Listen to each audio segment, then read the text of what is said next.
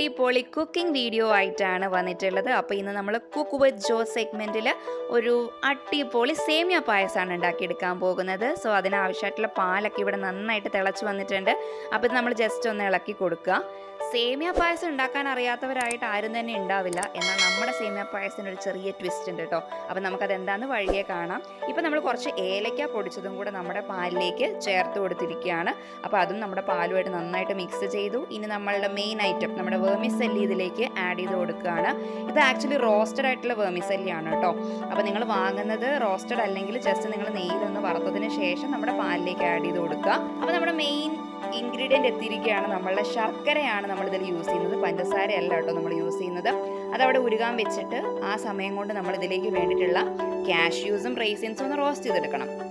അപ്പോൾ നെയ്യിൽ നമ്മൾ നമ്മുടെ കാഷ്യൂസ് ഒക്കെ ഒന്ന് റോസ്റ്റ് ചെയ്തെടുക്കുകയാണ്.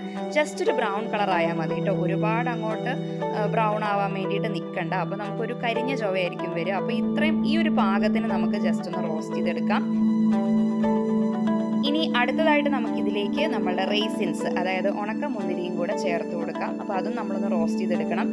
ചിലരൊക്കെ ഈ കാഷ്യൂസും റൈസിൻസും ഒക്കെ ഒരുമിച്ച് റോസ്റ്റ് ചെയ്യുന്ന കാണാറുണ്ട്. പക്ഷേ ഇങ്ങനെ സെപ്പറേറ്റ് ചെയ്യുന്നതാണ് കേട്ടോ നല്ലത്. അല്ലെങ്കിൽ ഒരെണ്ണം കൂടുതൽ റോസ്റ്റ് ആവാനൊക്കെ ഉള്ളൊരു സാധ്യതയുണ്ട്. അപ്പോൾ നമ്മൾ സെപ്പറേറ്റ് ആയിട്ട് തന്നെ ഇതിനെ ഒന്ന് റോസ്റ്റ് ചെയ്ത് എടുക്കുക. അപ്പം നമ്മളുടെ കാഷ്യൂസും അതേപോലെ തന്നെ റൈസിൻസും ഒക്കെ ഇങ്ങനെ റോസ്റ്റ് ചെയ്ത് റെഡി ആയിക്കൊണ്ടിരിക്കുകയാണ്. ഇതൊരു പാകമാണ്, കറക്റ്റ് പാകം. അപ്പോൾ നമ്മളുടെ റൈസിൻസ് നമ്മൾ എടുത്ത് മാറ്റിയിട്ട് നമ്മളുടെ പായസത്തിലേക്ക് നമ്മളുടെ കാഷ്യൂസും റൈസിൻസും ചേർത്ത് കൊടുക്കുക. ഇപ്പം നിങ്ങൾ ഓർക്കുന്നുണ്ടാവില്ലേ, നമ്മുടെ പായസത്തിൽ മധുരം ഇതുവരെ ചേർത്തിട്ടില്ല എന്നുള്ളത്. ആക്ച്വലി നമ്മളുടെ ഈ ഷുഗർ എന്ന് പറയുന്നത് ഒരു വൈറ്റ് പോയ്സൺ ആണ്.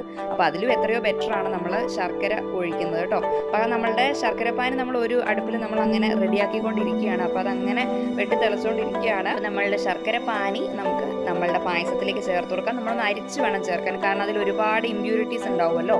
അപ്പോൾ നമ്മളിത് ചേർത്ത് കൊടുക്കുന്ന സമയത്ത് നമ്മളുടെ പായസത്തിൻ്റെ ആ ഒരു ഫ്ലെയിം ഒന്ന് നന്നായിട്ട് കുറച്ച് വെച്ചിട്ട് വേണം ചേർത്ത് കൊടുക്കാൻ. ഇല്ലെങ്കിൽ ഇത് പിരിഞ്ഞു പോകും കേട്ടോ. അതേപോലെ തന്നെ വളരെ ഫ്രഷ് ആയിട്ടുള്ള പാൽ ഉപയോഗിച്ച് മാത്രം ഈ പായസം ഉണ്ടാക്കാം.